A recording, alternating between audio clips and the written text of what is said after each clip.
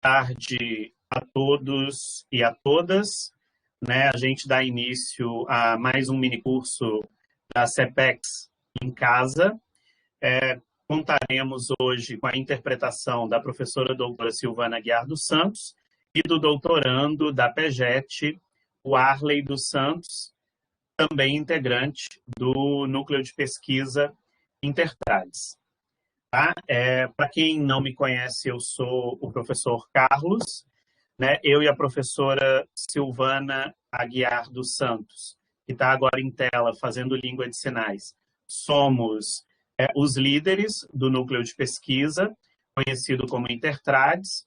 Nós dois atuamos no programa de pós-graduação em estudos da tradução e nos cursos de letras libras da UFSC.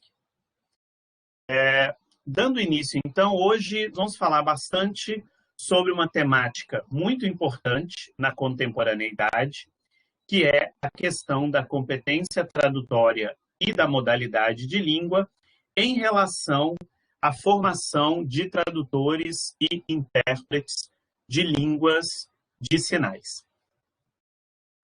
Por que eu digo que é um tema tão relevante na contemporaneidade? Porque hoje nós temos no Brasil pelo menos 9 cursos de formação de tradutores e intérpretes de Libras português e vem surgindo e se ampliando desde o ano de 2008 com a abertura do primeiro curso de Letras Libras bacharelado pela UFSC, o qual aconteceu como educação à distância em diversos polos por todo o país. Então, nós temos aí pouco mais de uma década de formação de tradutores e intérpretes de Libras português em cursos de graduação nas universidades federais brasileiras. O nosso minicurso, basicamente, vai tratar da noção de competência tradutória, depois da conceituação e compreensão do que vem a ser modalidade de língua. Em seguida, falaremos da noção de intermodalidade e intramodalidade, nesse caso, a gestual visual, e encerraremos, então, tratando desses tópicos na formação de tradutores e intérpretes de línguas de sinais. Então, basicamente, vamos seguir essa estrutura. Para iniciar, é importante nós colocarmos aqui que a temática da competência tradutória e da modalidade de língua são aspectos centrais da formação de tradutores e intérpretes, porque a formação de tradutores e intérpretes se fundamenta em pelo menos 2 eixos básicos. Um eixo que a gente pode chamar de tradutológico e outro que a gente pode chamar de pedagógico.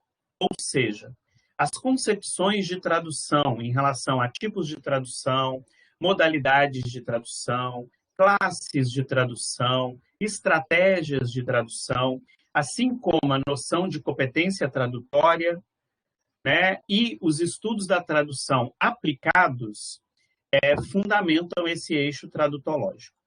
Nessa mesma perspectiva, o eixo pedagógico se fundamenta nos estudos da tradução aplicados à didática da tradução, ao ensino de língua, por exemplo, para tradutores, e nas teorias de aprendizagem. Então, esses 4 aspectos elencados aí são aqueles que a gente quer, de certa maneira, trazer para vocês hoje durante o minicurso. E isso é importante não só para pensar a formação enquanto formadores de tradutores e intérpretes, mas para também pensar numa formação mais autodidata, numa formação baseada na prática deliberada, ou seja, em que você traduz, interpreta e reflete sobre essa tradução e interpretação, né? Faz uma metacognição, uma meta-reflexão, buscando compreender o processo, analisar o seu desempenho e ali adquirir experiência em direção ao aperfeiçoamento da sua competência tradutória e, quem sabe, a aquisição de expertise em tradução e em interpretação.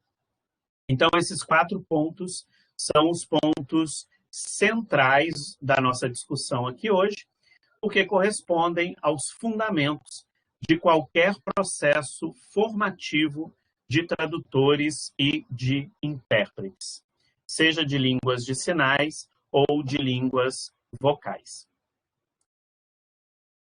Então, a primeira pergunta que todos nós temos que ser capazes de responder é o que é competência tradutória. Enfim, quando a gente começa a estudar a noção de competência, não necessariamente de competência tradutória, mas de competência, nós vamos ver que existem diferentes abordagens para essa noção de competência. Entretanto, nós temos que considerar que nós vamos trabalhar aqui com uma noção específica de competência, que é aquela noção que diz respeito a uma série de conhecimentos, habilidades, capacidades, atitudes, destrezas que alguém possui para realizar com êxito, com sucesso, uma determinada tarefa, ok? Ou uma determinada atividade profissional. Então, a competência tradutória, ela pode ser entendida de modo amplo como uma capacidade geral de desempenho de tradutores. De tradutores entendidos aqui como tanto tradutores quanto como intérpretes. Vale explicar que nós estamos discutindo aqui competência tradutória num sentido mais hiperonômico, mais extenso, mas que poderíamos também falar de competência tradutória e de competência interpretativa, já que atividades de tradução e de interpretação são bem distintas e bem diferentes, tanto cognitivamente falando, quanto operacionalmente falando, ok? Mas vamos usar aqui o sentido geral hoje de competência tradutória. Trazendo um conceito aqui, que eu coloquei num artigo de 2018, eu estou trazendo ele porque ele está baseado numa infinidade de outros conceitos, né, propostos por importantes autores dos estudos da tradução, vêm discutindo essa noção. Eu diria que a competência tradutória é um saber especializado, um tipo de expertise composto por diferentes elementos, os quais, de maneira integrada e indissociável, qualificariam, distinguiriam e singularizariam os indivíduos tradutores ou intérpretes em relação aos demais.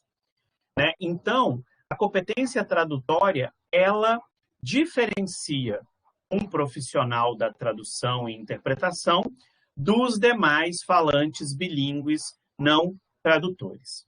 Tá? Competência tradutória é um tipo de expertise, né? Um tipo de conhecimento avançado de um domínio específico.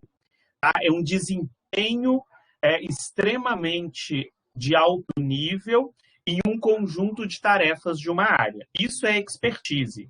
Né? Então, a competência tradutória, ela pode ser considerada e é considerada um tipo de expertise, e nós podemos possuir competência tradutória e ir nos desenvolvendo até atingirmos um nível de expertise, ou seja, de um desempenho exímio de alto nível, um conjunto de tarefas tradutórias ou interpretativas. Como o nosso enfoque hoje não é a expertise, eu não vou me ater a esse assunto especificamente. Acho que cabe apenas essa compreensão, tá bom? Podemos dizer, então, também, de maneira geral, que a competência tradutória é uma habilidade adquirida que passa por diferentes fases, ou seja, de um conhecimento novato até um conhecimento experto. Então, eu posso adquirir a competência tradutória, mas eu vou continuar desenvolvendo até um nível de expertise, tá? Até um nível de desempenho de altíssimo nível num conjunto definido de tarefas de tradução e interpretação, ok? Então, aqui um quadrinho apenas para nos ajudar a ver o que é competência tradutória e o que competência tradutória não é. Primeiro, competência tradutória é um saber agir. Por que um saber agir? Porque ela envolve o conhecimento, saber o que fazer, né? Conhecimentos que a gente chama de declarativos, eu sei o que eu vou fazer. Ela tem um conjunto de conhecimentos que eu chamo de operacionais ou procedimentais, que é saber como fazer. Então, podemos até fazer uma analogia breve com teoria e prática. Então, eu tenho a teoria, eu sei o que fazer, mas eu preciso da prática, do saber como fazer. Essa integração entre o conhecimento declarativo e o conhecimento procedimental precisa ser realizada dentro de uma finalidade social específica. Ninguém traduz e interpreta no nada, a gente interpreta num contexto social, numa situação social, com uma finalidade determinada. Então, eu preciso também de conhecimentos da ordem atitudinal, de como agir, de como me portar, de como lidar com as situações, com o público, com as relações interpessoais. Então, esse conjunto de conhecimentos integram não só um saber fazer, e nem só um saber como fazer, mas um saber agir. Tá? Então, o saber agir pressupõe a integração efetiva do saber o que fazer, do saber como fazer e do saber o que e como fazer numa dada situação social específica. Então, esse saber agir, ele é contextualizado, ele tem um caráter social e ele requer mobilização de recursos. Recursos físicos, recursos psíquicos, emocionais, recursos de diversas ordens que interferem no nosso agir. Recursos cognitivos, daqui a pouquinho a gente fala um pouco mais disso.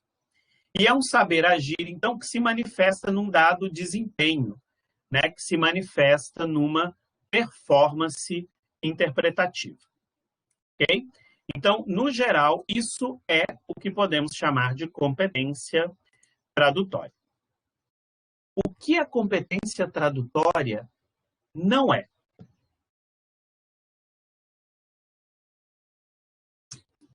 A competência tradutória não é uma habilidade inata nem uma aptidão natural. Tá? Ninguém nasce sabendo traduzir e interpretar. Traduzir e interpretar é aprendido, se aprende, é um conhecimento adquirido. Tá? Isso é muito importante para a gente. Alguém pode dizer assim, mas qualquer bilíngue sabe traduzir. Qualquer bilíngue pode se valer de um processo de tradução natural. Ou seja, eu sei como dizer isso numa língua, sei como dizer na outra e vou fazê-lo. Mas a tradução em si, não. Preciso desenvolver habilidades. Tá bom? Outro ponto é que a competência tradutória não é uma junção de competências linguísticas e comunicativas. É mais que isso.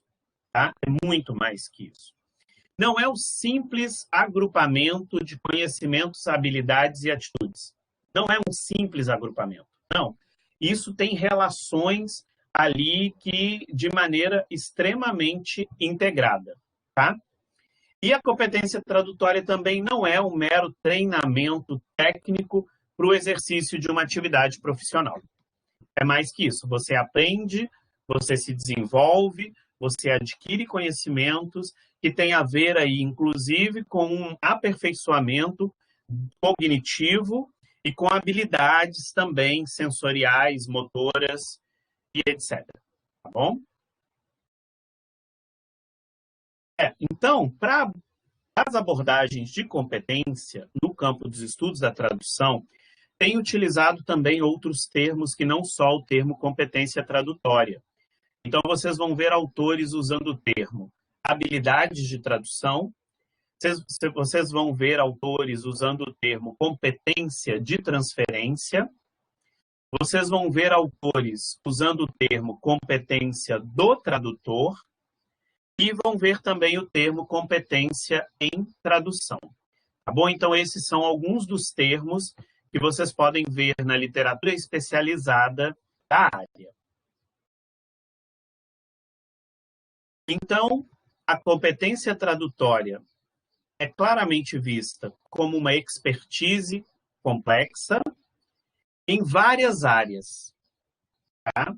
Essas incluirão, pelo menos, o conhecimento de línguas, o conhecimento de culturas e o conhecimento de domínio específico. Schaffner e Haddad estão querendo chamar a atenção aí para a gente de que competência tradutória é um conhecimento singular, de altíssimo nível de desempenho, que é composto por um empenho em áreas específicas. Um alto desempenho no uso das línguas envolvidas na tradução, um alto desempenho de domínio das culturas envolvidas na tradução, e aí não só as culturas, mas todos e quaisquer elementos extralinguísticos e paralinguísticos, né? E aí os extralinguísticos, todos aqueles que não são linguísticos, são culturais, conhecimentos enciclopédicos, e os paralinguísticos podem ser vistos como aqueles elementos que estão acompanhando ali a língua. Podemos pensar gestualidade, prosódia e outros elementos intrínsecos ao uso de uma língua. Tá, a competência tradutória, então, ela envolve distintos componentes que são de diversas ordens, né? Então, por exemplo, eu posso falar que a competência tradutória é formada por competências, conhecimentos, habilidades, capacidades, atitudes, estratégias, valores, destrezas e outros.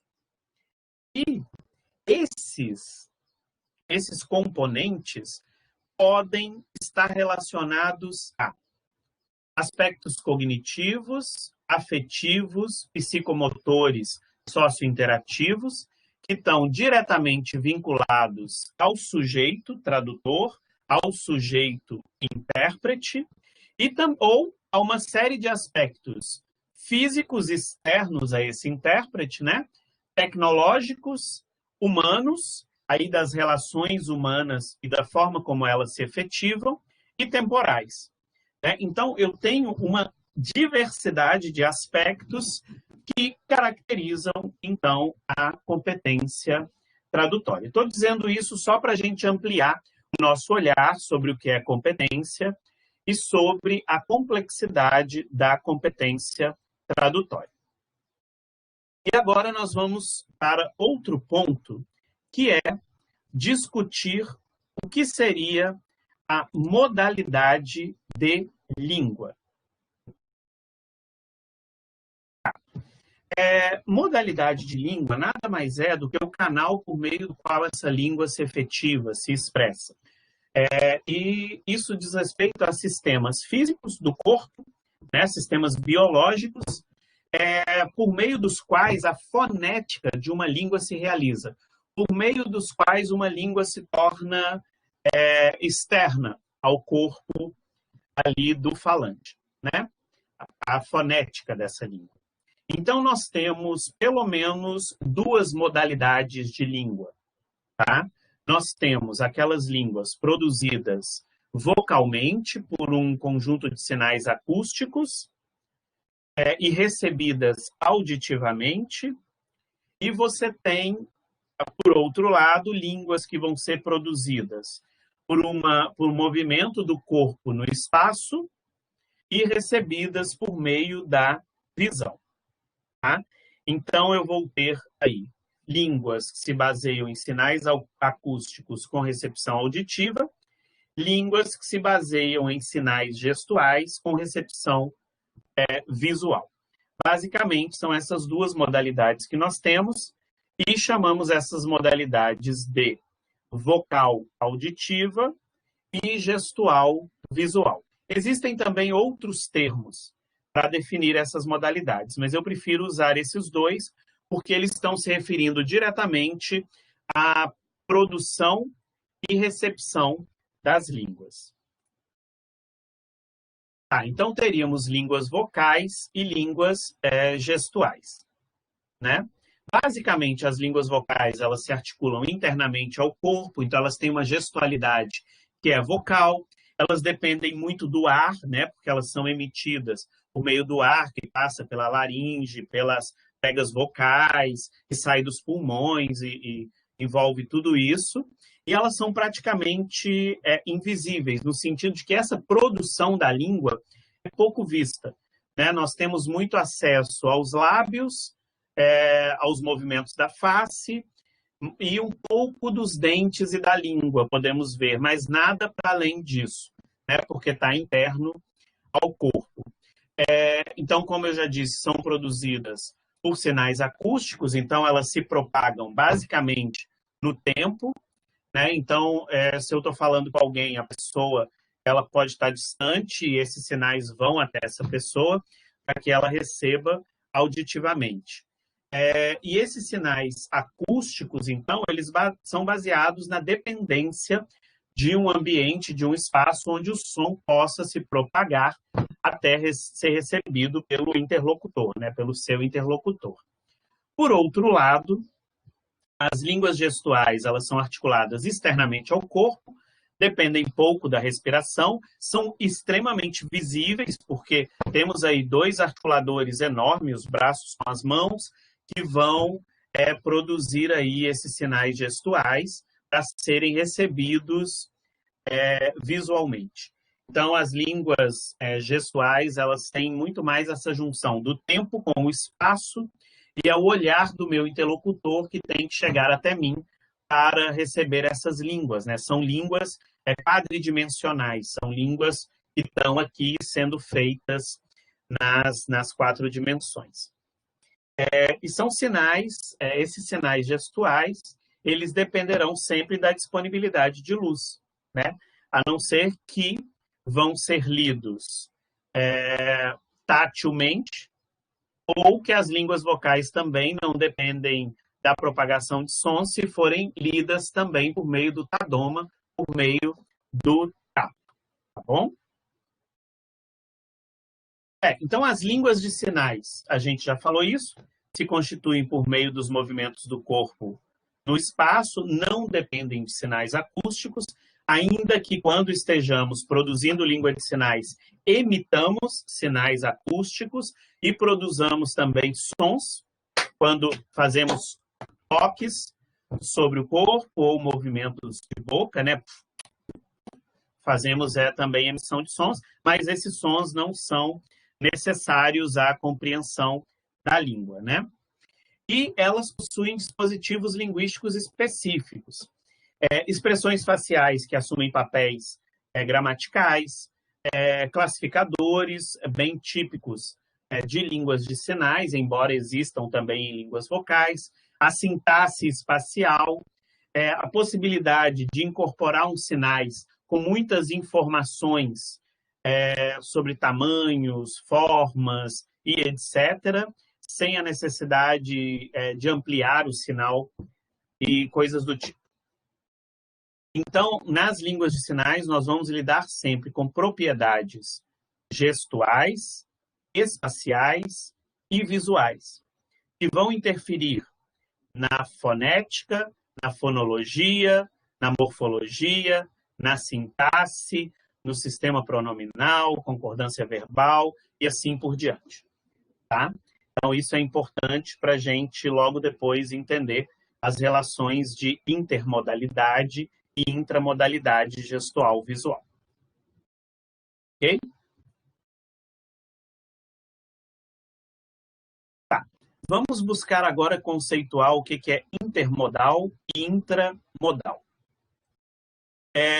Intermodal é quando eu tenho línguas de duas modalidades diferentes, uma língua vocal, uma língua gestual, e o meu processo de tradução ou de interpretação será feito entre essas línguas de modalidades diferentes. Isso é intermodalidade. Tá? Quando a gente fala de intramodalidade, quer dizer que as duas línguas são vocais ou que as duas línguas são gestuais e que eu vou atuar entre elas. Tá? Então, quando a gente fala de intramodalidade gestual-visual, quer dizer que as duas línguas são línguas de sinais, que as duas línguas são línguas gestuais e que eu vou traduzir ou interpretar de uma para outra. Ok? Tá. As competências requeridas de tradutores e intérpretes de línguas de sinais, sejam esses tradutores ou intérpretes surdos ou ouvintes, ou intermodais, ou intramodais gestuais visuais, serão marcadas pela questão da modalidade gestual visual das línguas de sinais. Então, nós vamos ter aí algo que a literatura tem chamado de efeitos de modalidade.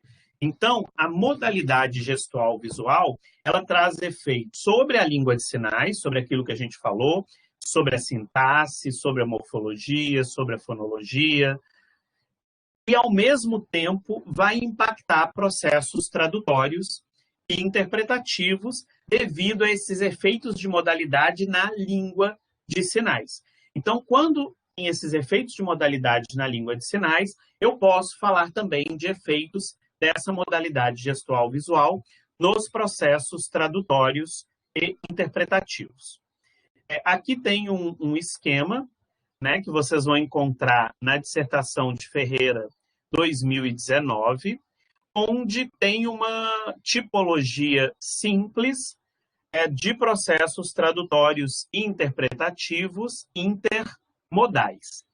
Né? Então, tem uma categorização que foi baseada em Rodrigues 2018, que vai falar de processos tradutórios que trabalham com língua escrita e processos tradutórios que trabalham com língua não escrita, ou seja, com língua em áudio ou em vídeo. Tá? Então, os processos tradutórios podem ser escritos ou não escritos. E os processos interpretativos podem ser feitos em direção à língua de sinais, então chamados de sinalização, ou em direção à língua vocal, chamados de vocalização. Também costumamos falar interpretação sinais, interpretação voz, tá bom?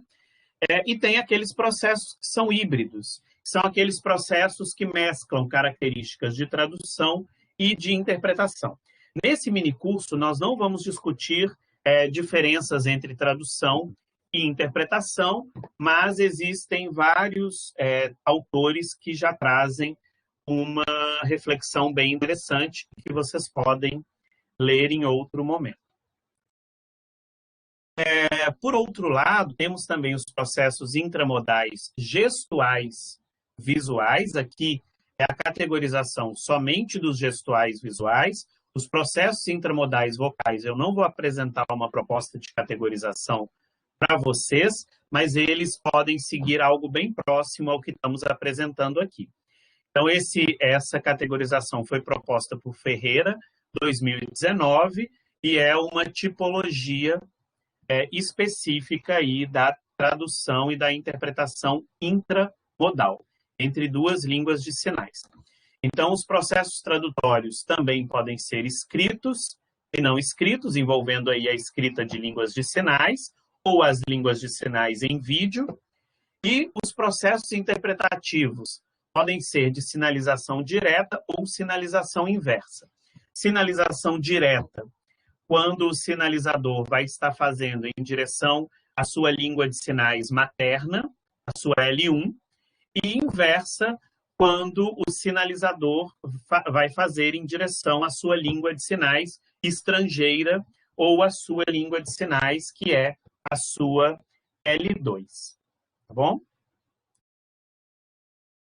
Então, já conhecendo um pouco disso, do que é competência tradutória, do que é modalidade de língua e da relação entre processos tradutórios e interpretativos com a modalidade de língua, nós podemos avançar para o enfoque central do nosso minicurso, que é a didática da tradução e a formação de tradutores e intérpretes de línguas de sinais. O processo formativo do tradutor e do intérprete de línguas de sinais, ele tem um propósito específico, que é tornar o indivíduo capaz de agir, de intervir e de decidir em diferentes situações e contextos profissionais por meio da máxima mobilização de conhecimentos, habilidades e atitudes que a atividade tradutória exige, demanda para que seja oferecido um trabalho tradutório ou interpretativo de qualidade. Tá? Então, o processo formativo tem o propósito de proporcionar aquisição e desenvolvimento de competência tradutória, entendida de maneira geral, ou de competência tradutória e competência interpretativa, entendida aí de maneira um pouco mais específica. Eu digo isso porque a pessoa pode atuar apenas como tradutor ou apenas como intérprete, tá? Porque as habilidades envolvidas, embora sejam parecidas, são cognitivamente e operacionalmente muito distintas. Então, qual é o objetivo desse ensino de tradução e interpretação? Formar tradutores e ou intérpretes que estejam aptos a atuar profissionalmente no mercado de trabalho. Tá? A gente forma tradutor e intérprete para o mercado de trabalho. Né? E essa formação é muito recente, né? Porque ela começou nas universidades federais em 2008. Embora tenhamos outras experiências formativas no ensino superior anteriores, elas foram muito pontuais. Né? Aí elas só se tornam, vamos dizer, efetivas e tradicionais, assim, duráveis, a partir ali do oferecimento do primeiro curso de Letras Libras pela Universidade Federal de Santa Catarina. Então, o que a formação de tradutor quer? Atingir esse desenvolvimento dessa expertise específica em tradução e em interpretação.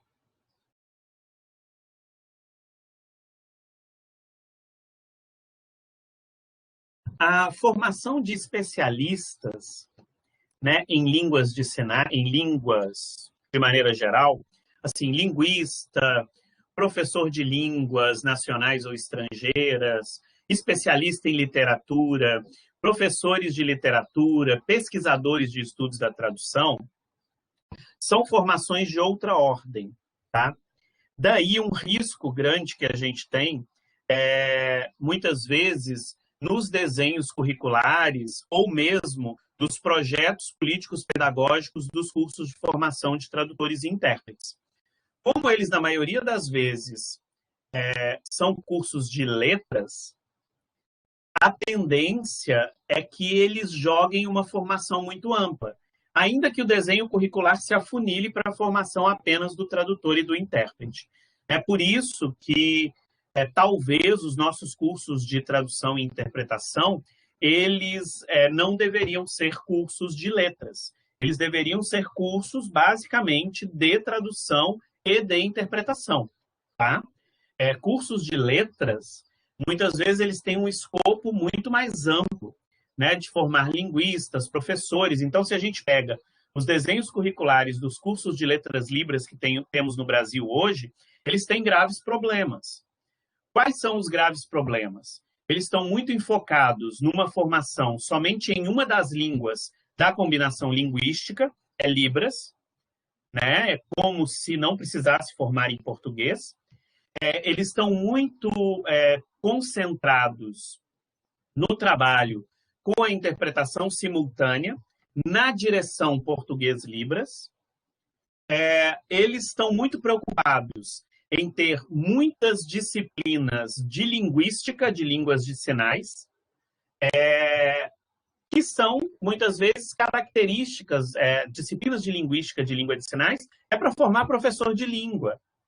Né? Se eu quero dar linguística, eu tenho que dar linguística aplicada a processos tradutórios e interpretativos, ou linguística contrastiva. Outro problema que nós temos é que as pessoas entram para os cursos de formação em letras sem saber a língua, no caso a Libras, né? Porque a maioria que entra sabe português, que é a língua nacional mais difundida. Mas também temos surdos que entram no curso sem dominar português. Então, o que ocorre é que muitas vezes o ensino de língua que tem ali não é um ensino de língua para tradutor, para intérprete. Ensinar língua para tradutor e intérprete é completamente diferente. O meu foco é na análise contrastiva, o meu foco é no desenvolvimento de um olhar sobre o que há numa língua e como aquilo se comporta na outra. Isso é o ensino de língua para tradutor. Muitas vezes a gente não tem ensino de língua para tradutor, porque as pessoas entram sem fluência e porque os professores dessas línguas, da língua de sinais, por exemplo, não têm essa visão de ensino de língua para tradutor. Então, nós temos várias questões aí para resolver nos cursos de letras que a gente possui, letras libras voltada à formação de tradutor e intérprete. Acho que a gente tem aí um longo caminho pela frente de aperfeiçoamento dos nossos desenhos curriculares. Tá? Não há, atualmente, uma formação que seja melhor que a outra. Nós temos desenhos curriculares diferentes com enfoques diferentes. Tá? E o que vai fazer diferença, talvez, seja como a abordagem vai ser feita pelos professores durante a efetivação desses conteúdos curriculares. Outro ponto que a gente tem claro para a gente, que muitas vezes está muito confuso, inclusive na legislação, né? Eu não vou entrar no mérito da legislação, mas muitas vezes os legisladores não têm clareza sobre isso, e isso traz problemas, é que tradutor e intérprete de Libras português se forma na graduação, não se forma no ensino médio comum. Tá? Podemos até pensar no ensino médio técnico como um passo inicial dessa formação, mas o tradutor e o intérprete se formam na graduação. Tá? E se formam como tradutores e intérpretes generalistas, ou seja, aptos para lidar com diferentes situações tradutórias, com diferentes situações interpretativas, tá? Pelo menos para lidar num primeiro momento. A pós-graduação, ela forma especialistas e professores nos mestrados profissionais e na especialização, ou seja, pós-graduação lato sensu.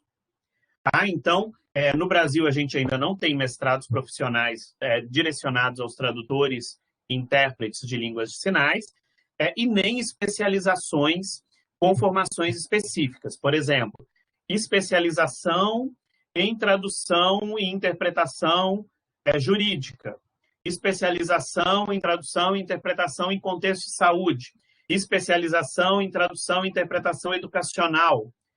Muitas vezes a gente não tem isso ainda. A gente tem até alguns bons cursos de especialização, mas que ainda estão voltados à formação de tradutores e intérpretes.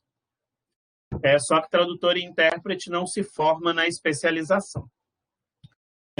Então, essas especializações estão suprindo ainda uma lacuna formativa. Tá bom? Fora do Brasil, no contexto europeu, por exemplo, nós temos a formação do tradutor na graduação, onde ele já começa a afunilar uma ênfase, eu quero atuar como tradutor técnico, eu quero atuar como na tradução inversa, eu quero atuar na interpretação para serviços públicos. Então, ele já vai afunilando essa interpretação, e aí você tem os mestrados profissionais, né, onde ele faz ali um afunilamento. em interpretação de conferências, em interpretação comunitária, em tradução médica, em tradução jurídica. Então, existe isso em alguns contextos internacionais. No contexto europeu, por exemplo, eu estou trazendo como exemplo para vocês. Tá? E o mestrado e o doutorado não formam tradutor e intérprete. Ok? Mestrado e doutorado acadêmico, estrito sensu, forma pesquisador e professor. Tá? Não forma profissional da tradução e interpretação.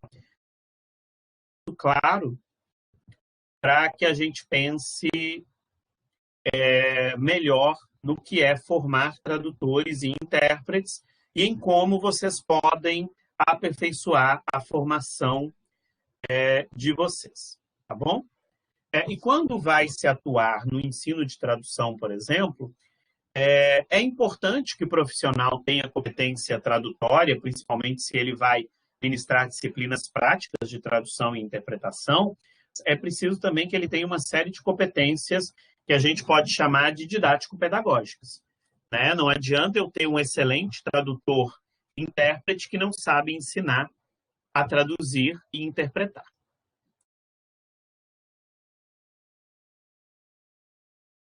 Retomando, então, os fundamentos tradutológicos importantes ao ensino da tradução, nós temos aí algumas perguntas.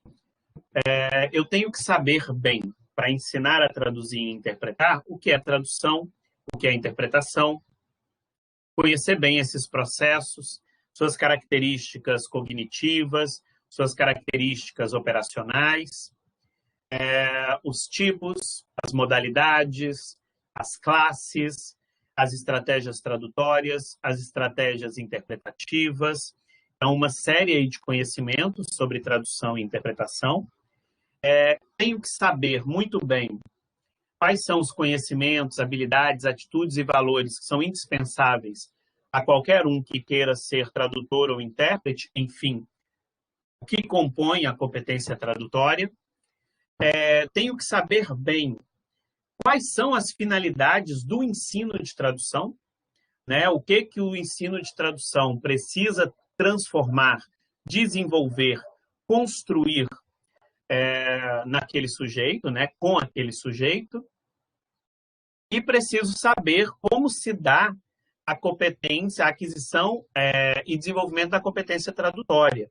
Então, eu tenho que estudar sobre mecanismos cognitivos de aprendizagem, sobre como, por exemplo, o cérebro processa a tradução e a interpretação, o que se pode fazer para melhorar ou não determinadas questões.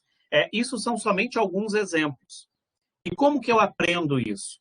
Eu aprendo isso com a minha inserção no campo dos estudos da tradução e interpretação e aprendo isso atuando como tradutor e intérprete, né, por meio da prática deliberada, da reflexão, da meta-reflexão, da metacognição.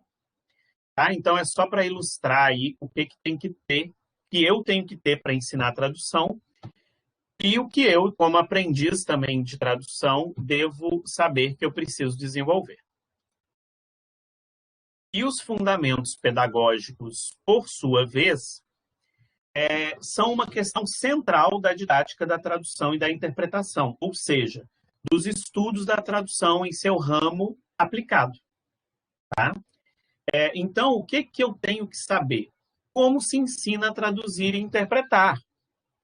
Ou seja, eu tenho que responder uma série de questões. O que, para quem, com qual progressão, para quê, com qual finalidade. Então, eu tenho uma série de perguntas que eu vou ter que dar conta e tenho que conhecer aí as abordagens de ensino também. Né? Por exemplo, eu vou atuar numa abordagem mais comportamental, eu vou atuar numa abordagem construtivista, quer dizer, qual é a minha compreensão do próprio processo de ensino-aprendizagem? Quais métodos, quais técnicas de ensino eu conheço para empregar? Qual a minha visão de aprendizagem? Qual a minha visão de ensino? E para isso a gente tem que recorrer a teorias de aprendizagem, tem que recorrer a teorias de ensino, aos campos principalmente da psicologia, da pedagogia, para que a gente possa responder a isso, né? Até quando eu quero desenvolver mais, eu tenho que saber como que eu aprendo para que eu possa favorecer o meu processo de aprendizagem. Tá, aqui tem algumas perguntas, né, que a gente tem que responder, que é como ensinar. Essa é a principal, e esse como ensinar se desdobra no que ensinar, em que sequência, para qual resultado, para quem. São só algumas perguntas que podem nos ajudar a olhar um pouco mais os detalhes de quaisquer processos de ensino-aprendizagem. Enfim, quando a gente fala de formação de tradutores e intérpretes,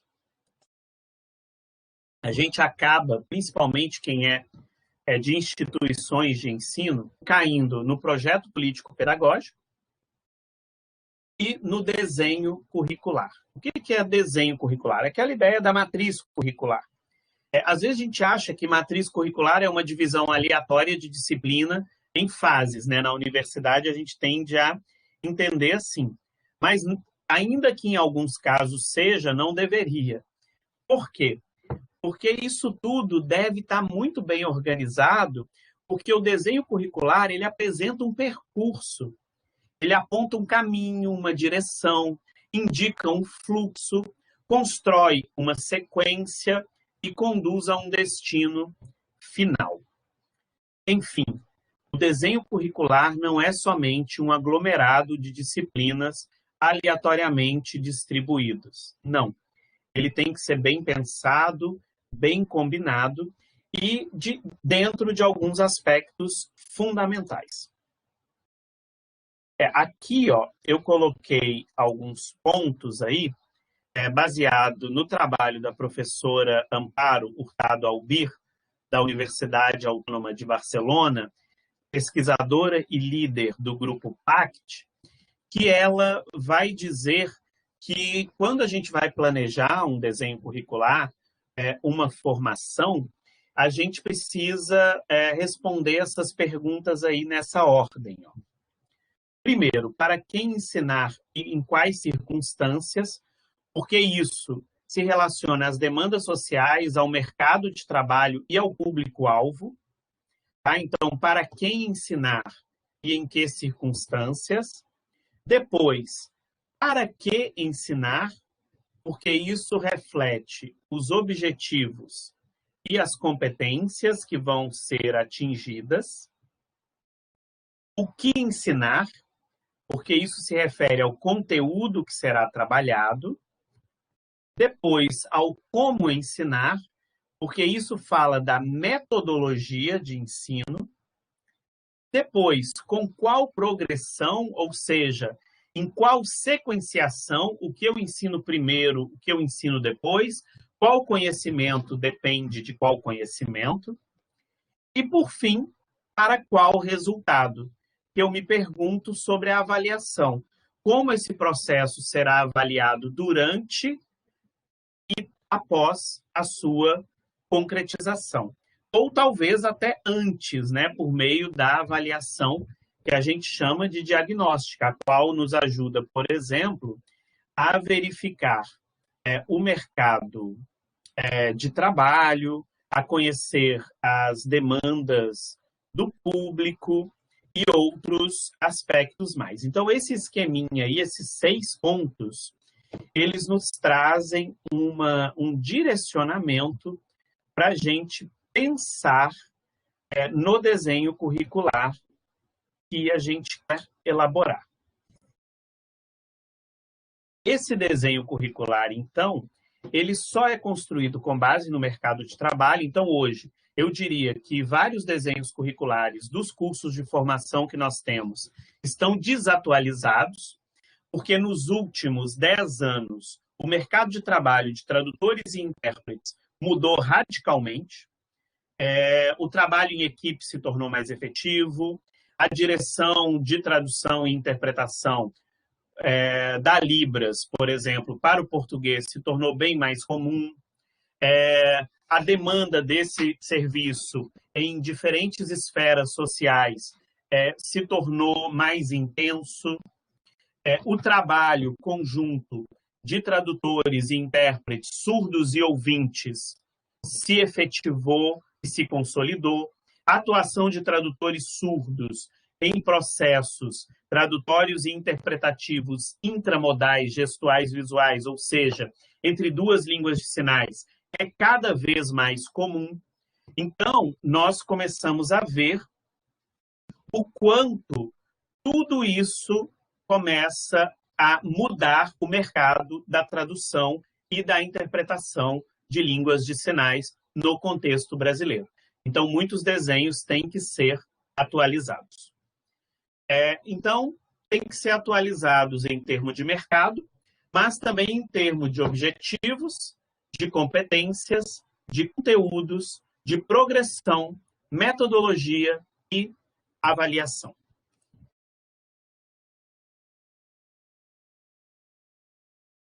Então, a formação de tradutores e intérpretes, de modo geral, ela precisa ser considerada a partir de múltiplos contextos ou múltiplos olhares ou diferentes perspectivas e pontos de vista. Primeiro, o da formação acadêmica institucionalizada, então eu tenho que entender essa formação enquanto institucionalizada, porque hoje ela tenho que entender na dimensão das propostas estabelecidas oficialmente, ou seja, o que a legislação brasileira define para cursos de formação, seja na área de letras, na área de linguística, o que a legislação traz sobre a figura do tradutor e intérprete. Tenho que considerar a dimensão das próprias práticas tradutórias e interpretativas que a sociedade está demandando. Tenho que considerar o âmbito das experiências vividas dos estudantes, dos aprendizes, dos tradutores e intérpretes em formação e também dos professores e também do público-alvo da interpretação. E tenho também que considerar a dimensão das pesquisas no campo dos estudos da tradução e da interpretação, no nosso caso, também dos estudos da tradução e interpretação de línguas de sinais no Brasil.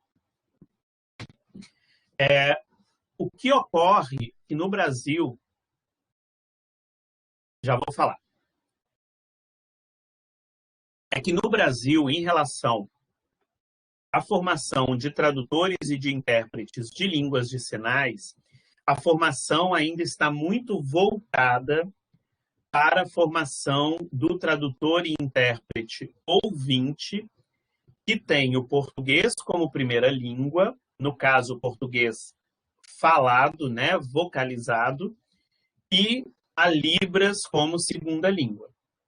Nós ainda não temos, no contexto brasileiro, uma formação de tradutores e intérpretes intramodais, gestuais visuais, que vão trabalhar entre duas línguas de sinais.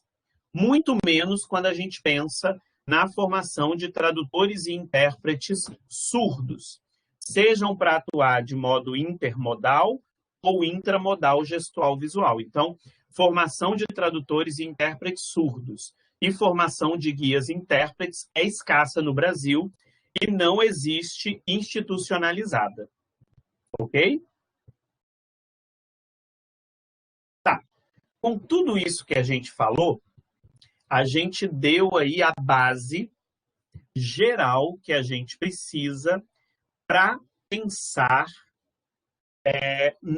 em como se dá, como se planeja, como se efetiva a formação de tradutores e intérpretes de línguas de sinais.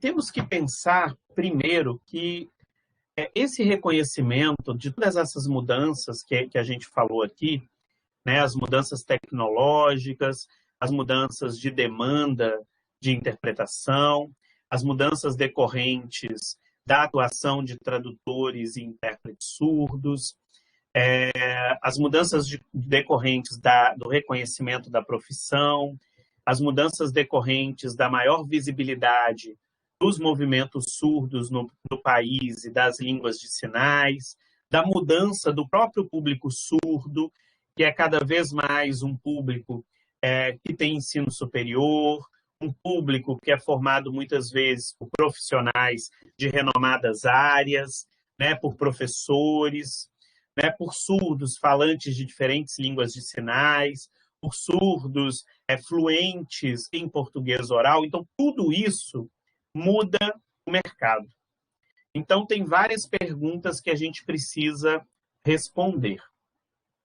A gente precisa responder, por exemplo, quais são as demandas atuais do mercado da tradução e da interpretação de línguas de sinais no Brasil e em suas diferentes regiões, porque pode ser que um desenho curricular no sul do país não seja o mesmo do nordeste do país, porque as realidades do mercado de tradução e interpretação de línguas de sinais seja completamente diferente.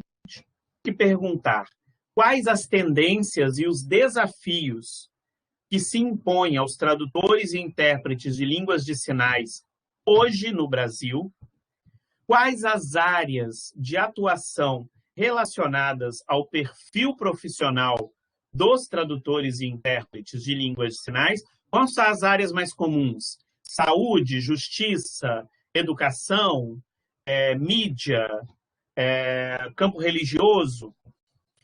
Quais as competências gerais e específicas de gestão necessárias aos tradutores e intérpretes de línguas de sinais, quais as demandas formativas, inclusive de atualização e formação continuada, e etc. Então, eu tenho aí um conjunto imenso de perguntas para ser capaz de responder, né?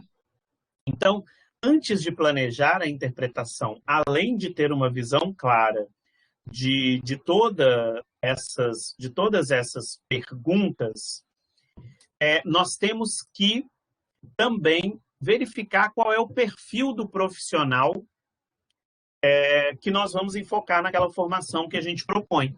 Tá? Seja essa formação numa pós-graduação, num mestrado profissional ou numa graduação, ou mesmo num curso livre de formação continuada ou de atualização. Então, eu tenho outras perguntas aí para responder que tem a ver com o perfil profissional. Antes de falar do perfil profissional especificamente, a gente tem que pensar que nós temos pelo menos 4 possibilidades de perfis. O tradutor, que pode ser generalista ou especialista, o tradutor e intérprete, quer dizer, que atua nas duas áreas, que pode ser generalista ou especialista, o intérprete, que pode ser generalista ou especialista, e o guia-intérprete, que pode ser generalista ou especialista. Temos pelo menos esses 4 perfis. Sem falar que nós podemos ainda conjugar com os termos surdo ou ouvinte, tá? O que vai trazer uma variação ainda maior nesses nossos perfis, ok? Então, a gente tem que perguntar, qual será o perfil profissional esperado do egresso do meu curso? Eu quero que ele seja apenas tradutor e intérprete? Eu quero que ele seja somente intérprete? Eu quero que ele seja guia-intérprete? Ou eu quero algo mais? Eu tenho que saber. Quais vão ser as línguas envolvidas na formação? Quer dizer, na minha formação eu vou envolver português e inglês e Libras. Eu vou envolver português, inglês, Libras e língua de sinais americana. Eu vou envolver Libras, português e sinais internacionais. Que lugares essas línguas vão ocupar? Tá? Outra coisa. Quais são as línguas A, B e C dessa formação? O que é a língua A? Língua A são as línguas maternas, as primeiras línguas. Quer dizer, o meu público ele vai ter que ter qual primeira língua ou quais primeiras línguas? né, o meu público ali de estudantes, né? Quais línguas B ele vai ter que ter, ou ele vai aprender durante a formação? Qual língua C? Língua C é aquela língua passiva, aquela que você aprende, interpreta dela para outra língua, para a sua língua A e para a sua língua B, mas você não faz a direção inversa para ela, né? Você não traduz nem interpreta em direção a ela. Por exemplo, eu faço sem nenhuma dificuldade a interpretação do espanhol para Libras, mas eu evito fazer Libras e espanhol, porque eu considero o espanhol uma língua C, tá bom? Uma língua passiva. E também tenho que perguntar qual vai ser a ênfase formativa em relação aos tipos de tradução. Quer dizer, eu vou ter ênfase formativa em interpretação comunitária, em interpretação de conferências, em um tipo de interpretação para serviços públicos. Quais são as modalidades que eu vou enfatizar? Né? Eu vou enfatizar a modalidade simultânea, consecutiva, consecutiva curta, consecutiva longa, prima vista, né? Por exemplo, língua C é uma língua em que você não é fluente? Não. Você é fluente na língua, tá? É fluente. Mas a sua pronúncia naquela língua não é uma pronúncia que o público-alvo vai receber de forma natural. Né? Se você vai ouvir uma interpretação para o português, tá? E nessa interpretação, você coloca uma pessoa com um sotaque estrangeiro muito forte para fazer, mesmo que ela fale o português corretamente, aquilo atrapalha o processo de interpretação. E pode ter algumas questões extralinguísticas culturais que a pessoa não domina plenamente. Então, ela, como um profissional consciente, ela não faz essa direção, tá bom? Então, é um pouco disso que a gente tem que pensar antes de iniciar qualquer proposta formativa. Toda proposta formativa, ela tem objetivos gerais. Né? A Hurtado Albir, ela propõe pensarmos em 4 categorias, pelo menos, de objetivos.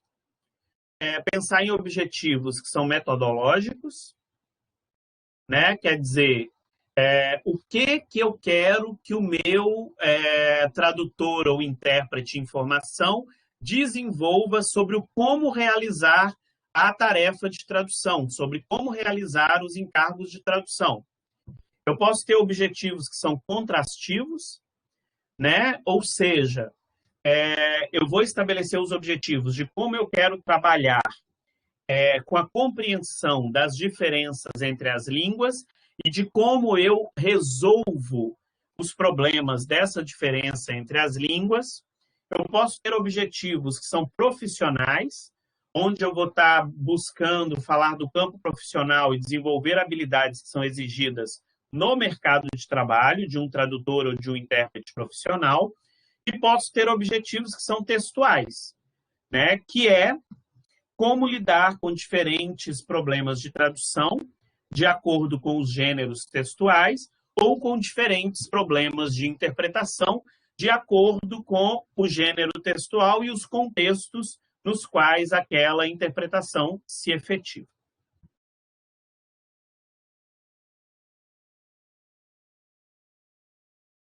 E aí tem outros aspectos que vão ser igualmente importantes, deixa eu falar outra coisa antes.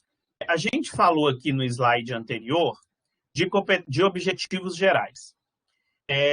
E agora a gente vai falar de competências transversais e depois de competências específicas da formação do tradutor. E lá no perfil, eu falei de maneira geral ainda do perfil. Mas, dependendo do curso que você vai oferecer, você pode enfocar um perfil extremamente específico, tá? Porque você pode, por exemplo, enfocar uma formação de um legendista, que eu não falei. Você pode enfocar no perfil de um intérprete ou um tradutor de língua de sinais que vai atuar na tradução audiovisual para a janela de Libras. Pode ser um legendista que vai atuar em legendagem para surdos e ensurdecidos, que é um tipo específico de legendista.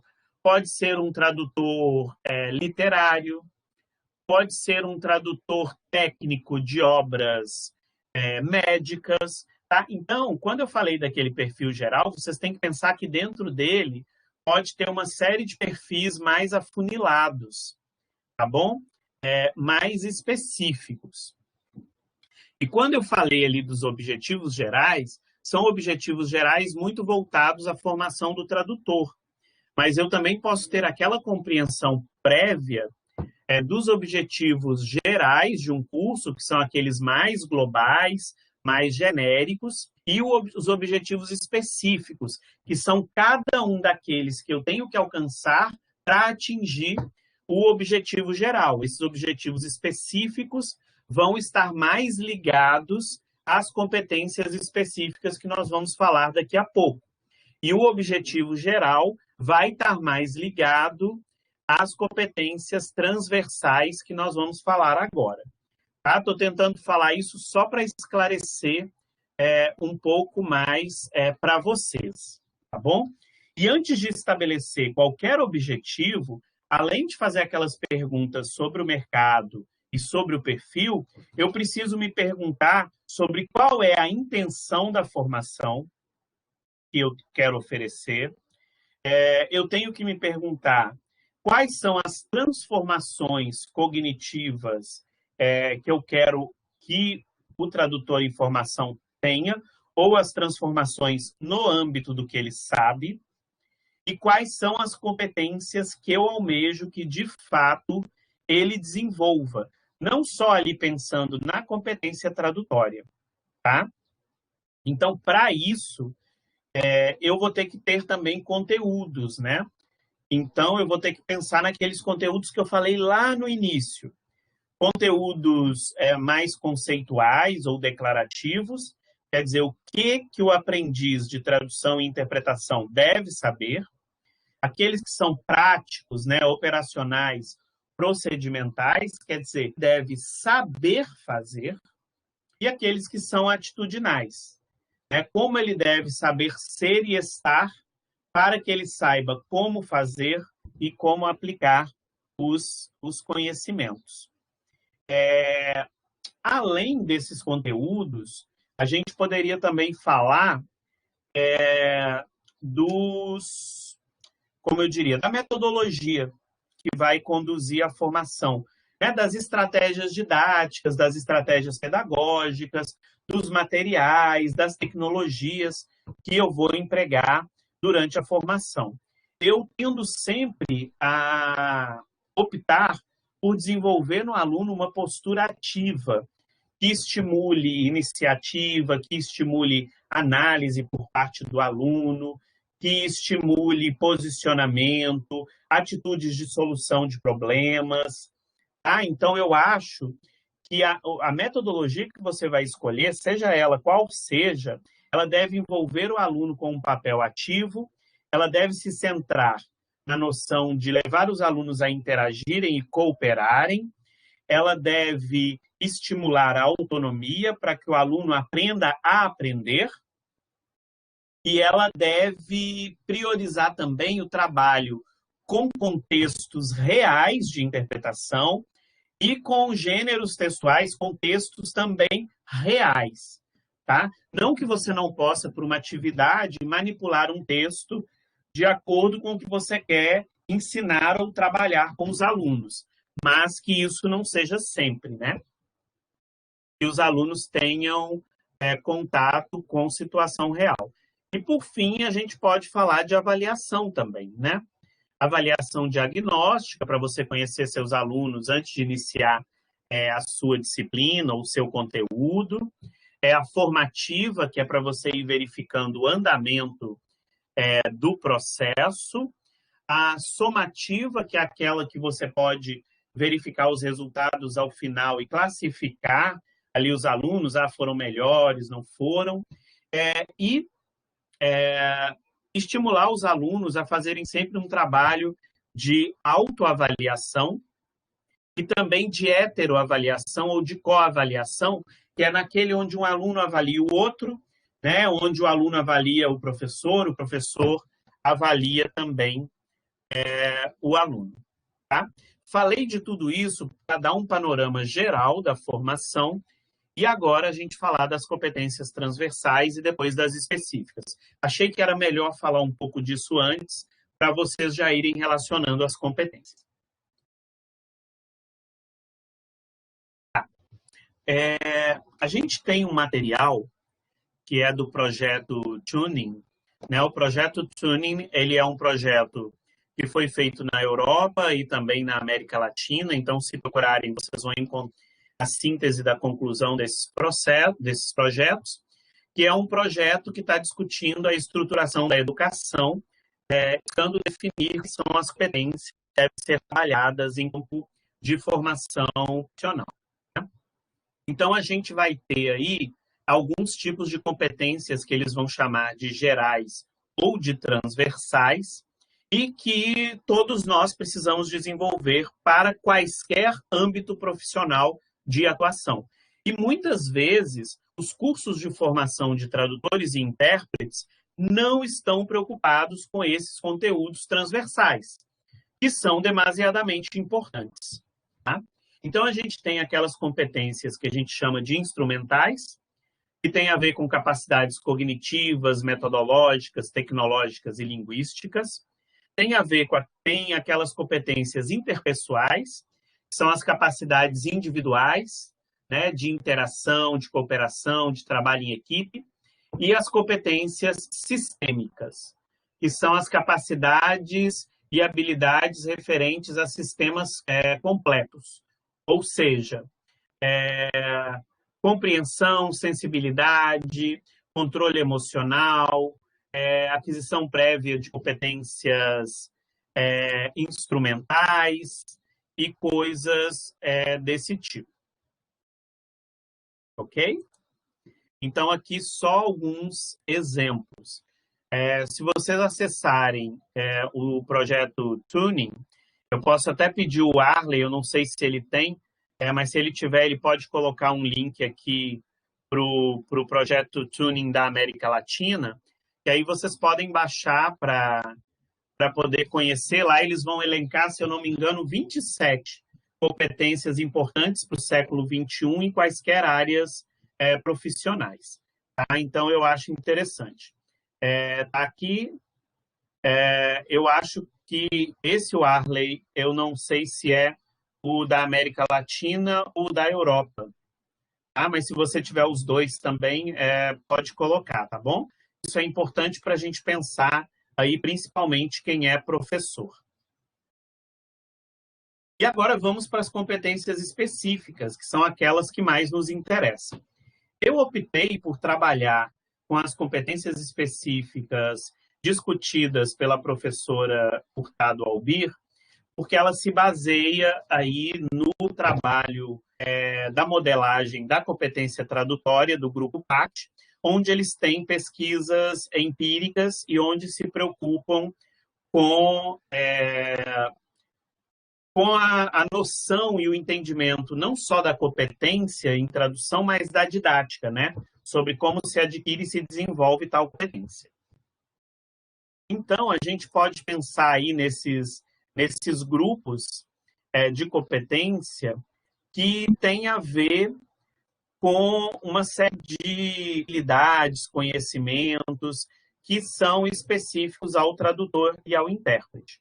As competências gerais, transversais, que a gente falou, que a gente citou as elencadas pelo projeto Tuning, se referem a capacidades, habilidades de análise, de síntese, de organização, de gestão, de administração de conflito, de solução de problema, de tomada de decisão, de uso de tecnologia, de trabalho em equipe, de autocrítica, de aprendizagem, de autonomia, de atividade, de habilidade para lidar com a diferença, com a diversidade, ou seja, são aquelas que todo mundo deve desenvolver para qualquer área.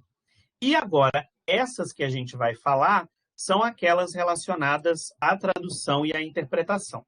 Então, por exemplo, competências metodológicas e estratégicas. O que é? São aquelas habilidades, aqueles conhecimentos relacionados à aplicação de métodos, de estratégias, para trabalhar de maneira apropriada em todo o processo tradutório ou interpretativo. Então, as estratégias, as metodologias que têm a ver com cada modalidade, que têm a ver com cada tipo de interpretação, tudo isso conta aqui enquanto competência metodológica e estratégica.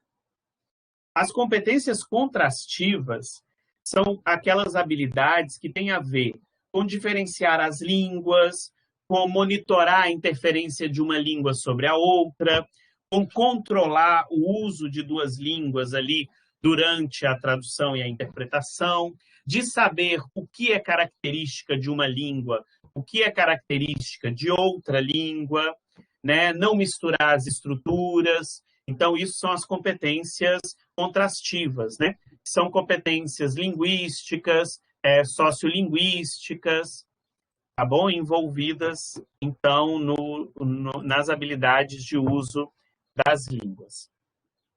As competências extralinguísticas têm a ver com aquelas competências que não são da ordem linguística, quer dizer, conhecimento de mundo, conhecimento, né, bicultural, temático, enciclopédico. Então, isso também deve ser desenvolvido na formação, para o aluno saber como ele vai lidar com a intenção que está presente no texto, como ele vai lidar com outros aspectos da gestualidade, por exemplo, na interpretação, com aspectos prosódicos, por exemplo, na interpretação, e outros aspectos mais.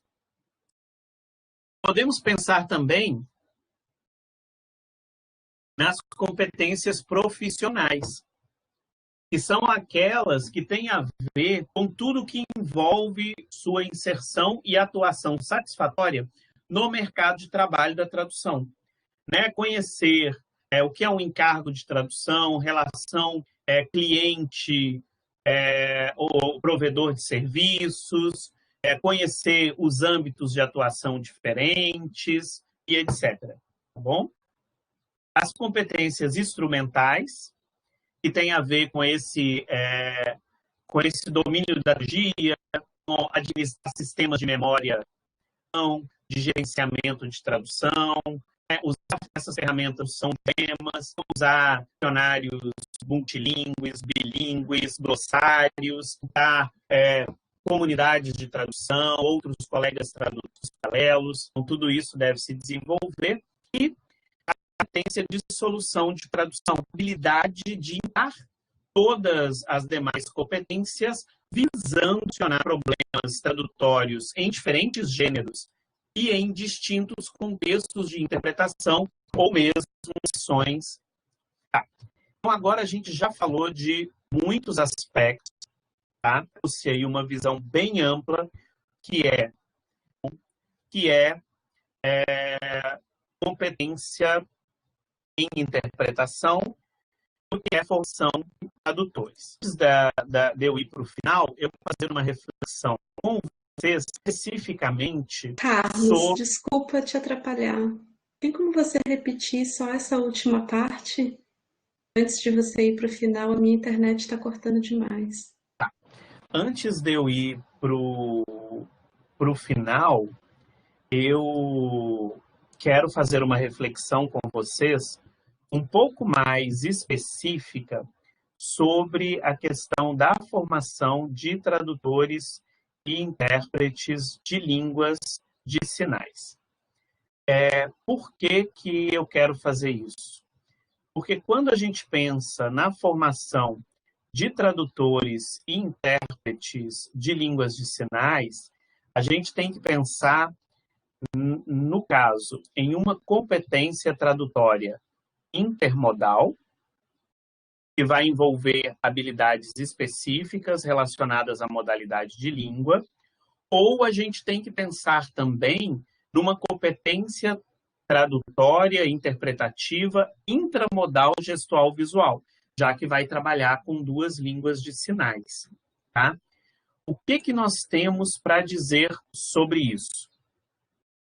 Basicamente, nós vamos poder falar de dois aspectos que se diferenciam da formação de tradutores e de intérpretes de línguas vocais, que é, primeiro, as habilidades corporais, motoras, de codificação integrada de propriedades gestuais e espaciais, ou seja, eu tenho que desenvolver uma habilidade tal de ser capaz de, na minha sinalização ali, na minha interpretação, integrar ali tudo que eu preciso para dar conta daquela dada interpretação de uma língua vocal para uma língua de sinais, tá?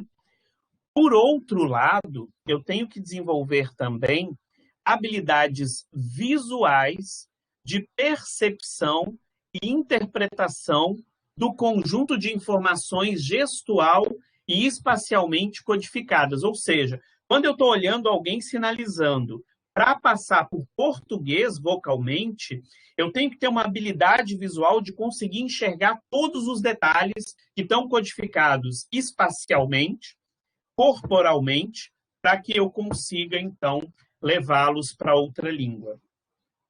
Ou seja, eu tenho na competência tradutória intermodal e na competência tradutória intramodal, gestual, visual, essas habilidades específicas que se diferenciam, tá, das habilidades requeridas de tradutores e intérpretes que atuam com línguas vocais. O que isso quer dizer? Quer dizer que eu tenho que gerir muito mais coisa relacionada ao ambiente, relacionada ao espaço, relacionada ao público, seja ele surdo ou ouvinte, em relação ao uso de uma língua de outra modalidade. Ok? Então, esse é um aspecto bem importante para a gente pensar. Tá? Então, a modalidade de língua e a competência tradutória intermodal deve perpassar o desenho curricular de qualquer formação de tradutores e intérpretes de línguas de sinais, da primeira à última disciplina. Tá? Porque essa reflexão visando desenvolver habilidades corporais motoras e habilidades visuais de percepção e interpretação desse conjunto de informações gestual e espacialmente codificadas é extremamente importante. Tá? Vou pedir o Arley para colocar aqui um link para a gente de um texto, Competência em Tradução e Línguas de Sinais, que é um artigo que eu publiquei discutindo um pouco sobre competência em tradução e modalidade de língua, porque aí quem quiser ler pode se dedicar um pouco a essa leitura e refletir um pouco sobre essa questão que eu acabei de dizer aqui. Tá bom? Pessoal, no geral, essa é a temática que o minicurso se propunha a trazer para vocês. Acredito que falamos dos fundamentos tradutológicos e pedagógicos relacionados à formação de tradutores e intérpretes de línguas de sinais, sejam eles surdos, sejam eles ouvintes. Tá bom? Então, queremos agradecer vocês. Agora, eu quero fazer a propaganda aqui de dois materiais para compartilhar com vocês, que vocês podem ter acesso. O primeiro, eu vou pedir o João Gabriel para colocar o link aqui, tá? Para colocar o link que tem do livro do Christopher Stone, que está no site da PEGET. O João Gabriel, inclusive, é o tradutor desse livro para línguas de sinais. É um livro, eu não estou com o livro aqui perto, mas ele é um livro trilíngue, tá? Tá disponível online para quem quiser ler, fala bastante aspectos formativos de tradutores e intérpretes. É um livro que está escrito em português e inglês e que tem a tradução para Libras. Eu acredito que o João está buscando aqui para colocar para vocês. Deixa eu ver se eu abro aqui também, que aí eu vou compartilhar a tela para vocês poderem conhecer, tá?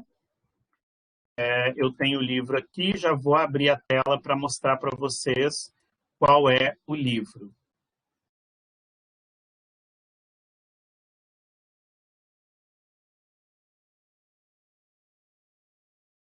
Esse é o livro, tá, pessoal? É o livro do Christopher, de entrevista com o Christopher Stone. O João Gabriel já colocou o site aí para vocês, onde vocês podem baixar o livro e assistir toda a interpretação do livro feita por ele em língua de sinais. Então, é um livro gratuito, editado, né, ali de responsabilidade da PEGET, do Programa de Pós-Graduação em Estudos da Tradução. Foi organizado por mim e pela professora Rachel Sutton Spence. Tá? Vocês vão ver aqui que no livro ele vai ter um QR Code aqui para vocês acessarem a versão em Libras, que é a que está nesse site que o João Gabriel colocou aí para vocês. Tá? Eu vou pôr o site aqui para poder mostrar para vocês. Então, o site está aí, ó. E aí vocês podem, no site, ter acesso ao livro em língua de sinais, né? Em vídeo, em língua de sinais, feito pelo João Gabriel. Tá bom? Então, vocês vão ver aqui a tradução para Libras do João Gabriel, junto com a Vitória Pedroni. Tá bom? E aí tem outros colaboradores que participaram dessa edição, né, na tradução para o inglês também. Nós temos a Ber, a Sara, que também participam desse material. Então, fizemos um trabalho aí em equipe, junto a mestrandos e doutorandos da PEGET e do Programa de Pós-Graduação em Linguística da UFSC. Outro livro que eu quero compartilhar com vocês é um livro que acabou de ser lançado na segunda-feira, tá? Que eu vou abrir aqui agora o site para mostrar para vocês, que é o 5º volume dos estudos de línguas de sinais. Tá? Eu vou colar o link para vocês aqui, esse é o livro, tá? O link para vocês baixarem aqui no nosso bate-papo. É um livro também gratuito, que tem artigos sobre a linguística das línguas de sinais e também sobre estudos da tradução e interpretação. Tá? É um livro que foi organizado por mim e pela professora Ronice Miller de Quadros e conta com pesquisas aí de pesquisadores, mestrandos, doutorandos de todo o Brasil, tá bom? Então, vocês podem também baixar esse livro para ampliar aí as leituras de vocês. Ok? Agora está aberto, se alguém quiser fazer alguma pergunta, dúvida, colocação, algo que eu não tenha respondido, para que a gente dê, então, continuidade. Temos aí mais uns 5, 10 minutinhos para perguntas.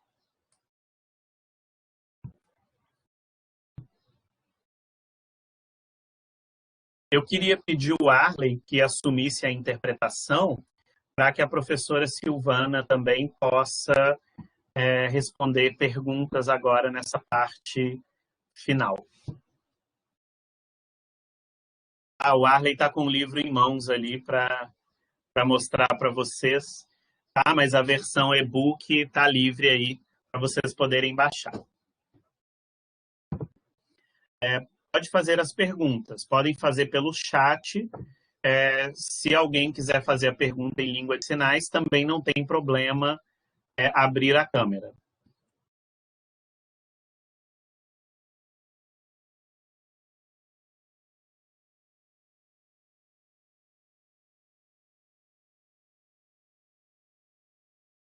Arlen, você faz a voz também, por favor?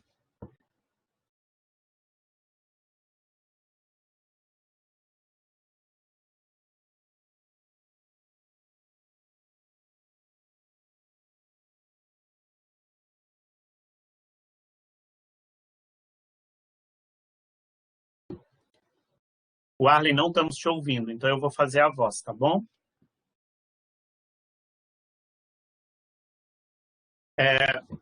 Eu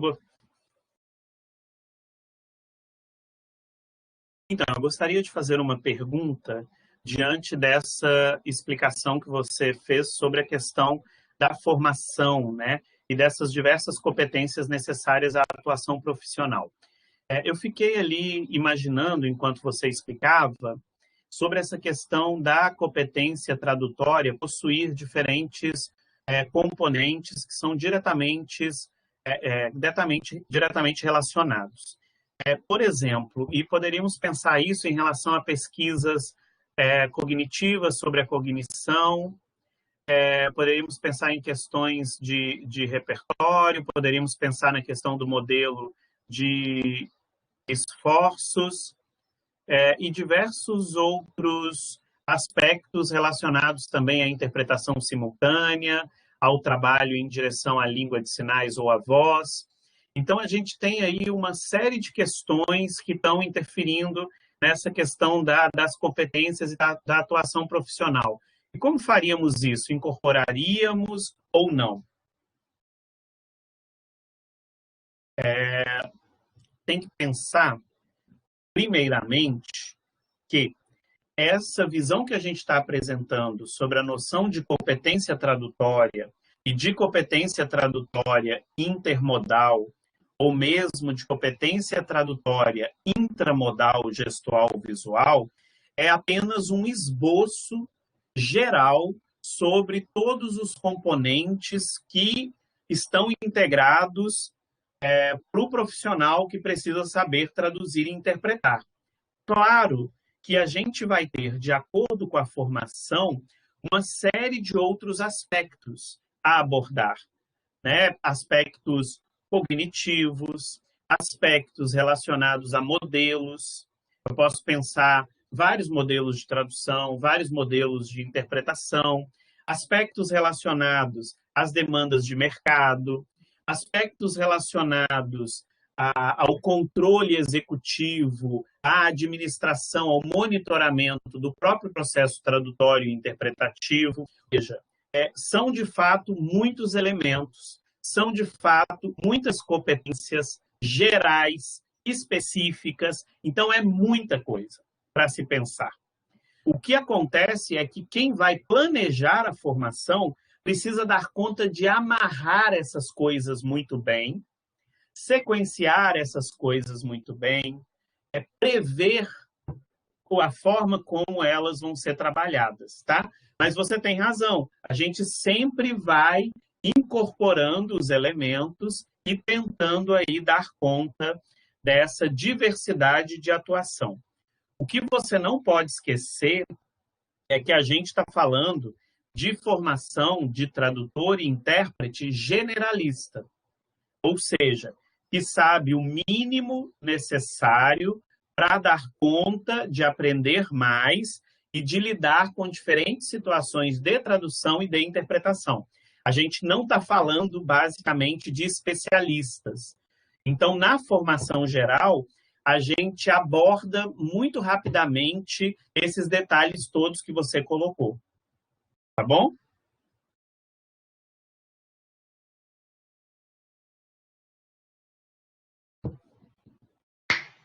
Agora funcionou.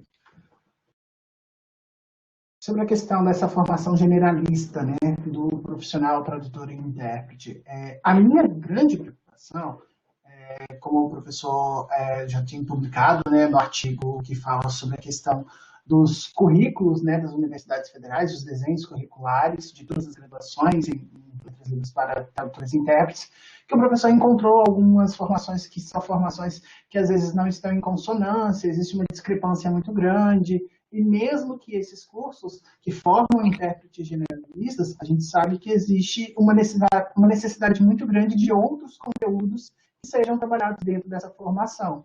Mas se, por exemplo, esse intérprete for trabalhar na área da educação, na área jurídica, na área de serviço público, esse intérprete, enquanto generalista, ele é capaz de atender minimamente a todas essas áreas prioritárias que são trabalhadas, ou se nós trabalharíamos com um perfil formativo, mesmo que seja generalista, dentro dessas áreas, um perfil mais especialista. Porque eu tenho lido em alguns currículos e tenho refletido sobre como resolver a formação atual, que é generalista, frente à necessidade de uma mais especializada. Eu acho que para o futuro a gente vai amadurecer nesse aspecto. Mas eu ainda defendo que a graduação deve prover uma formação generalista. O que a gente tem que pensar é que o aluno vai sair com uma competência tradutória para atuar minimamente bem nesses contextos, mas ele não vai sair um expert. Ele não vai sair com expertise. Ele vai desenvolver a expertise posteriormente, com o apoio de um curso de especialização, por meio da prática deliberada, por meio da experiência que ele vai ganhando em atuar mais em um determinado âmbito, mais com um determinado tipo de texto. Então, a gente não pode ter a ilusão que numa formação a pessoa sai plenamente apta para enfrentar o mundo inteiro. Não. Ela sai com o mínimo necessário para iniciar a carreira profissional. E aí, a partir com mais anos, ela vai aperfeiçoar e ela vai desenvolver uma expertise numa dada área profissional, porque ela vai começar a diariamente lidar com aquilo e aprender. Então, a gente tem que ter um pouco dessa visão. E onde se dá essa formação especialista? Mestrado profissional, pós-graduação, atualização e outras formações livres. Formação continuada. Mas se dá muito mais ali nessa prática deliberada, onde eu vou atuar e vou refletir sobre o que eu fiz, vou meta-refletir, vou discutir para que eu aprenda e cresça. Né? Então, a expertise vem dessa formação ali intensa e diária.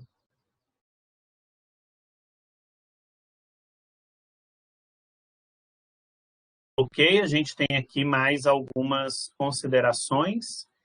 É claro, a formação, ela depende sempre da pessoa, ok? Só um pouquinho, Roger. Depois a gente tem aqui uma pergunta sobre intérprete na mídia.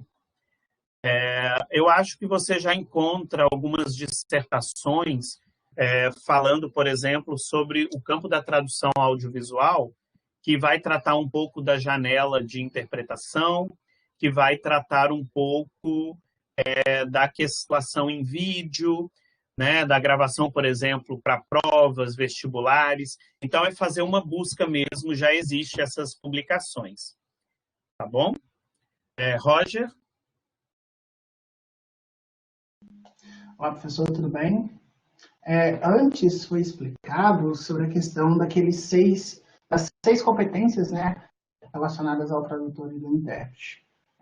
Aqui na minha universidade, né, que é a UFCA, na cidade de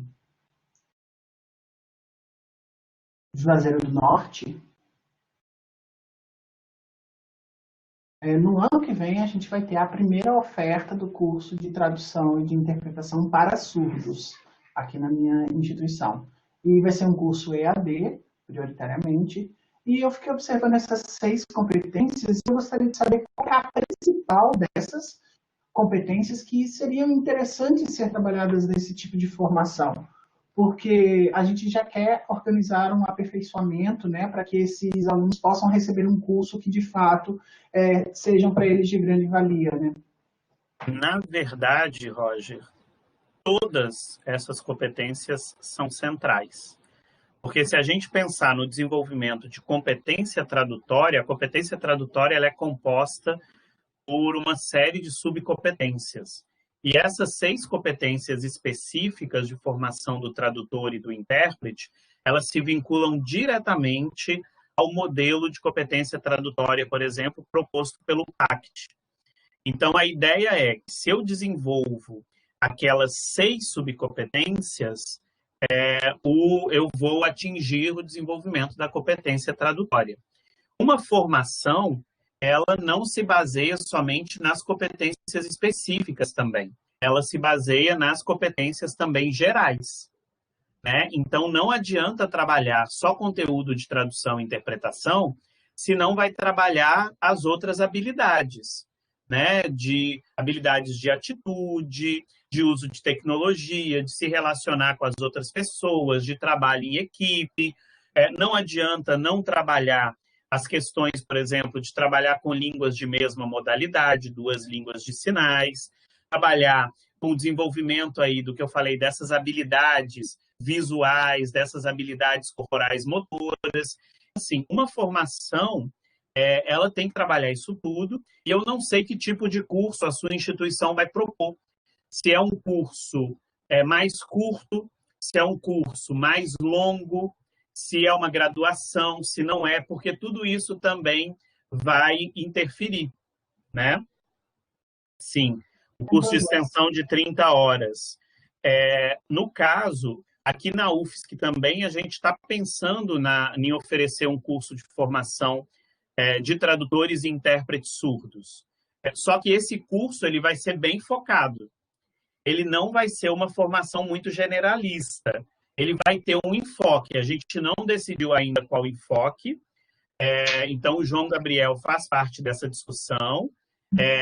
Ele está trabalhando com isso. Então, depois a gente vai fazer algum enfoque, exatamente porque a gente não consegue oferecer uma graduação. Vai ser um curso aí de algumas horas, um curso introdutório, mas com um enfoque mais especialista. Talvez a gente trabalhe só no enfoque de interpretação simultânea, na direção direta para Libras em contextos de conferência. Por exemplo, entende? Vai ser algo bem específico. Talvez vocês possam fazer isso para ficar mais tranquilo. Pessoal, então é isso. Augusto, quer fazer a última pergunta?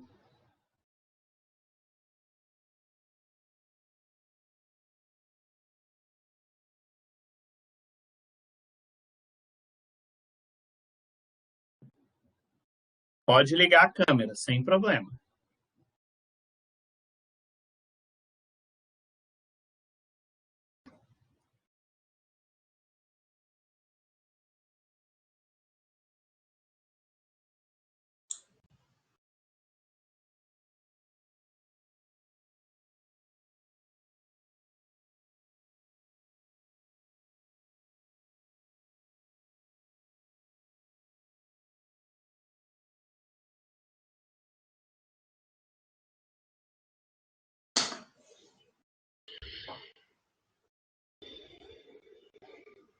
Acho que o Augusto ligou a câmera e a câmera fechou.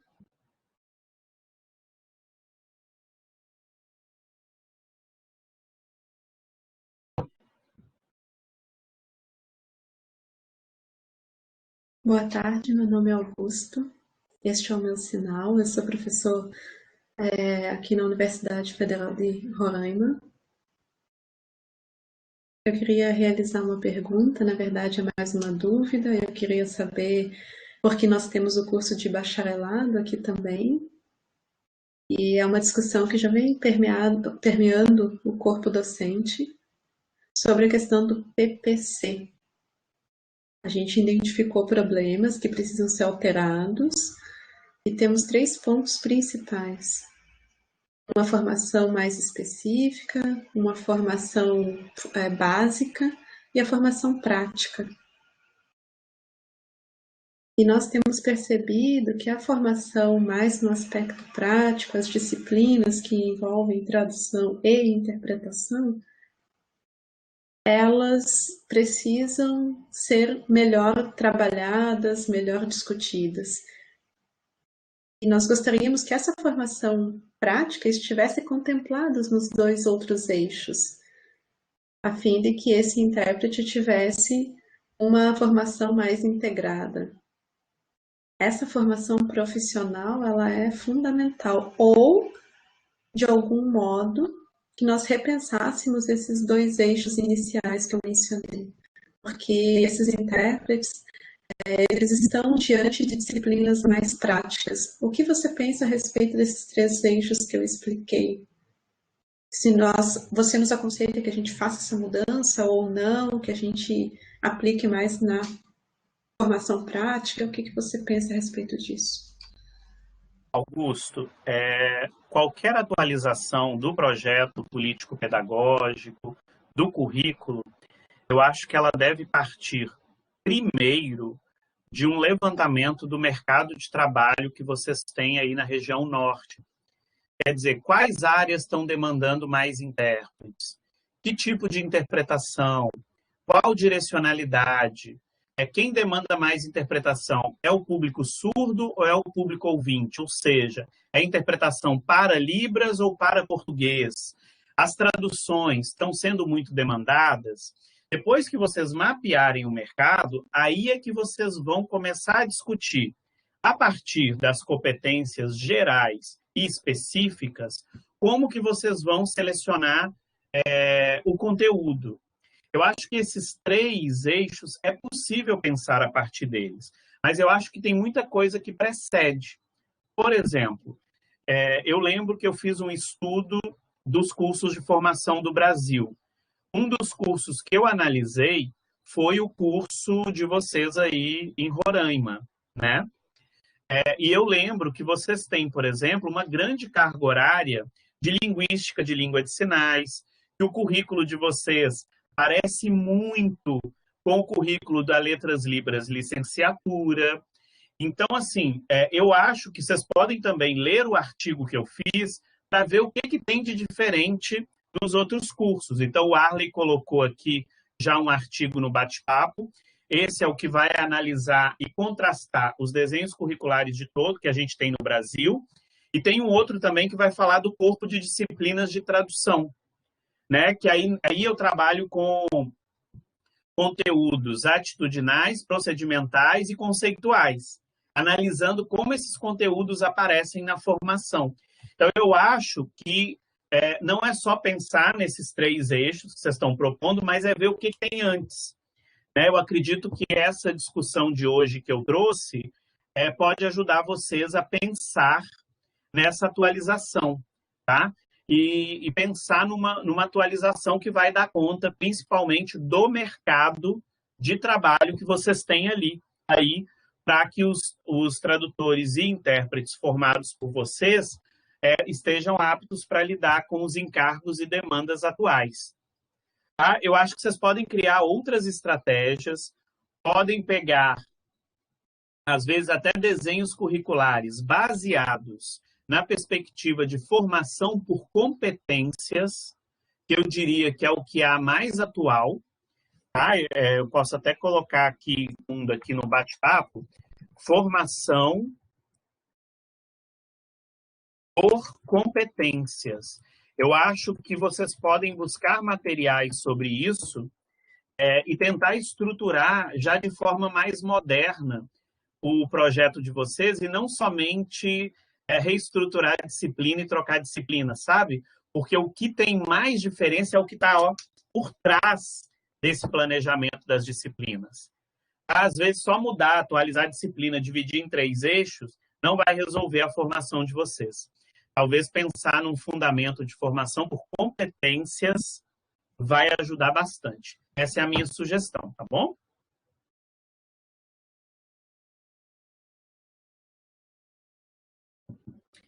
Pessoal, muitíssimo obrigado por participarem. Vou pedir que o Arley volte para a tela, só porque eu quero fazer um print com ele, com a professora Silvana. E estamos encerrados, tá bom? Obrigado pela participação, todo mundo aí.